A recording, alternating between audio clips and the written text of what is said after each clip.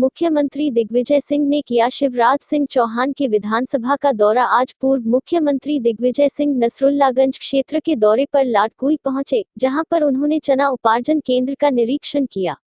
किसानों से तुलाई केंद्र पर होने वाली अनियमितताओं की जानकारी ली। पिपलानी क्षेत्र पहुंचे, जहां पर आदिवासी किसानों के साथ चिटफंड कंपनी साई प्रसाद द्वारा गरीब आदिवासी से की लूट को लेकर आदिवासियों से मुलाकात कर उनकी समस्याएं सुनी।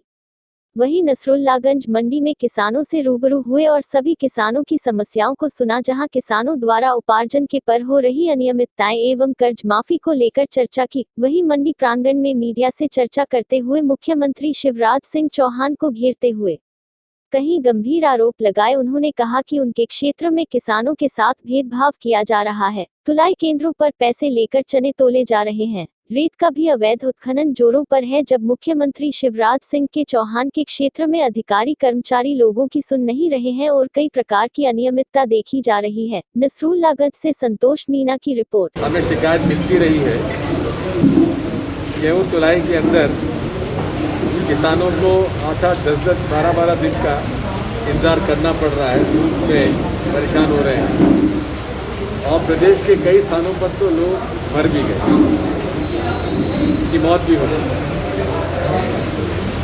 आज भी मैंने जो देखा तो गेहूं का पेमेंट पिछले 3 हफ्ते से नहीं हो पाया है, चने का पेमेंट लगभग 1 महीने से नहीं हो पाया।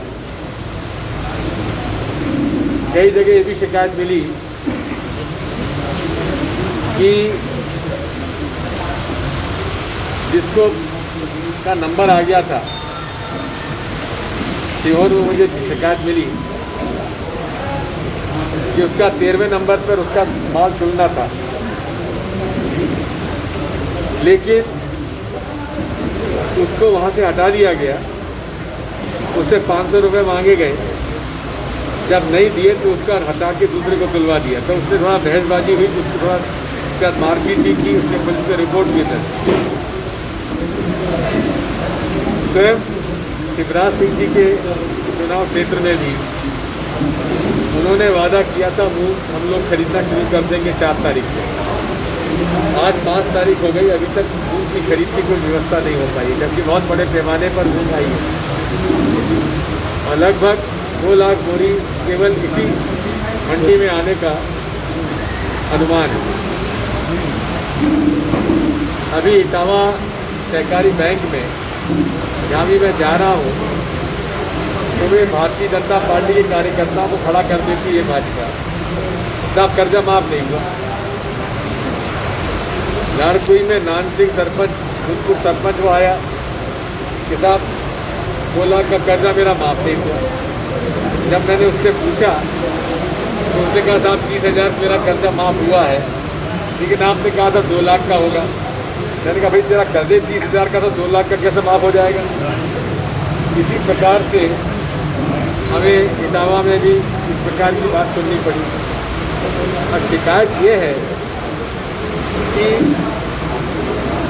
एक ही ज़मीन को 2 जगह बैंकों में गिरवी नहीं रखा जा सकता, 2 बैंकों से लोन नहीं लिया जा सकता, ये गैर कानूनी है। हम उन भाजपा के कार्यकर्ता ने मेरे से बहसबाजी शुरू की। मैंने उनसे ये कहा कि पहले तो ये बताइए कि हमारा कृषि मंत्री जो है कमल पटेल, वो कहते हैं कि किसानों का कर्जा माफ़ करना महापाप है, और भाजपा ने 15 साल में 1 पैसे का कर्जा माफ़ किया कि नहीं किया। कहने के साहब यहाँ पे कर्जा माफ़ नहीं हुआ। जिला सहकारी बैंक के मैनेजर साहब थे, उन्होंने मुझे सूची कमाई मेरे गाड़ी में रखी। एक सोसाइटी में 12 करोड़ रुपए 5,000 लोगों के कर्जे माफ हुए। तो ये केवल भ्रम फैलाने की कोशिश की जा रही है और हमें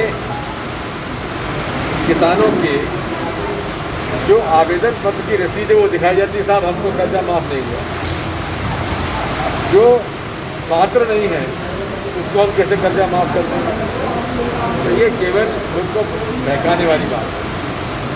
यहाँ चने की शिकायत आई है, कई किसानों ने मुझसे कहा,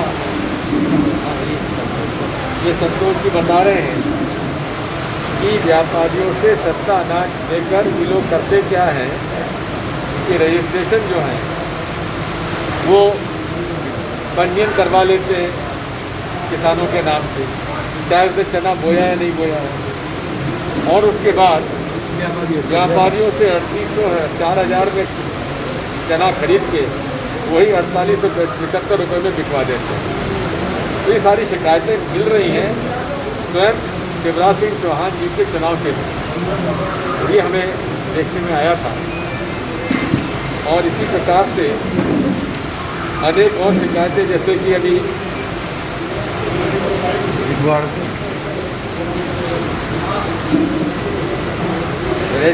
रेती के किसानों ने लगाया आरोप, श्यामपुर में जड़ा ताला, ये सारी शिकायतें मिल रही हैं। इन्हीं के आधार पर हम यहाँ पर पता लगाने के लिए आए।